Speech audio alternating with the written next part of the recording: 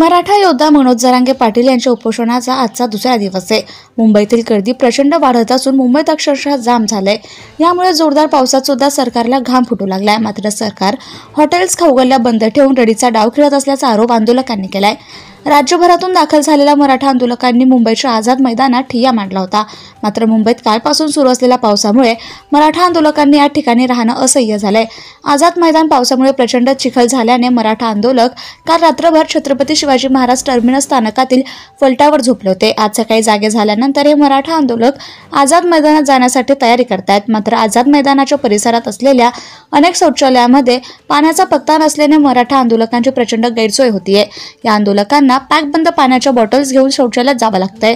मराठा आंदोलनाच्या दुसऱ्या दिवशीही मुंबई महानगरपालिकेने या परिसरातील हॉटेल्स आणि खाऊगल्ली बंद ठेवण्याच्या सूचना दिल्यात।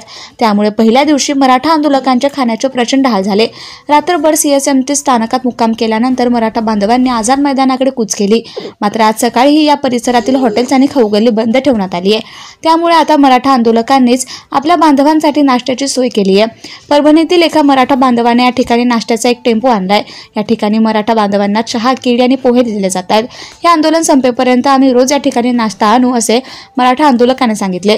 दरम्यान या परिसरातील हॉटेल्स आणि खाऊगल्ली बंद ठेवण्याच्या निर्णयावर मराठा आंदोलकांकडून प्रचंड टीका केली जाते। मराठा आंदोलकांनी या सगळ्याबद्दल प्रचंड संताप व्यक्त केला। आम्हाला वाटलं होतं मुंबई ही बाळासाहेब ठाकरेंची आहे, पण इकडे आल्यावर कळलं की मुंबई मराठ्यांची राहिलेली नाही। सरकार पण मराठ्यांसाठी काहीच करत नाही। निवडणुकीला सरकारला मराठा आरक्षणाची मतं लागतात, पण आता आमच्याकडे लक्ष दिलं जात नाही अशी खंत मराठा आंदोलकांकडून व्यक्त केली जाते। दरम्यान या सगळ्यानंतर मराठा आंदोलक आज सकाळी CSMT परिसरात उतरले। त्यांनी घोषणाबाजी केली।